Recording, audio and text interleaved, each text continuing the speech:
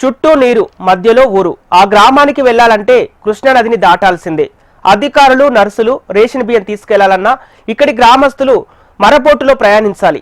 అలాంటి దీవి ప్రాంతంలోని ప్రభుత్వం పాఠశాలను నడిపిస్తోంది. ఆ బడిలో ఉపాధ్యాయులు లేక విద్యార్థులు జిల్లా కలెక్టర్ కార్యాలయం వద్ద ధర్నా చేపట్టారు.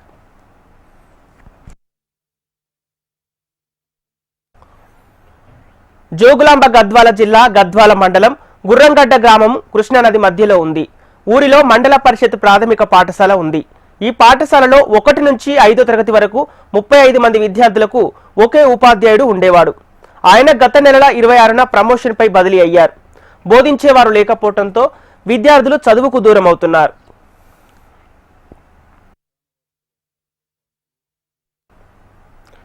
టీచర్ల రాక కోసం తల్లిదండ్రులు ఎదురు చూసినా ఫలితం లేకుండా పోయింది.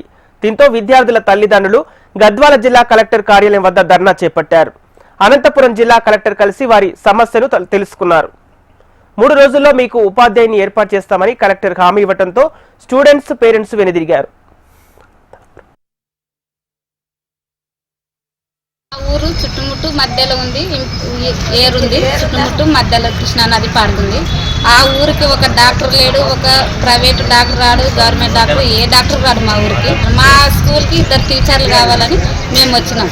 మా పిల్లలు ప్రస్తుతానికి తిని ఊర్లో అల్లరిగా తిరుగుతుండ్రు. మాకు చదువు లేదు, మా పిల్లలకు కూడా లేదు. మాకు ఏది చదువు అనేది ఏది లేదు, మా పిల్లలకి లేదు, మాకు లేదు. మీరే ఏదో ఒక నిర్ణయం తీసుకోవాలా. మాకు సార్ని పిలిపిస్తారా, లేదంటే సార్ ప్లేస్లో ఇంకొక సార్నైనా పెట్టండి సార్. మాకు 2 టీచర్లు కంపల్సరీ కల మా ఊరికి. మాకు సార్ లేడు, మాకు సుందర్ సారే కావాలి. మాకు పాఠాలు చెప్పటం ఎవరు లేరు.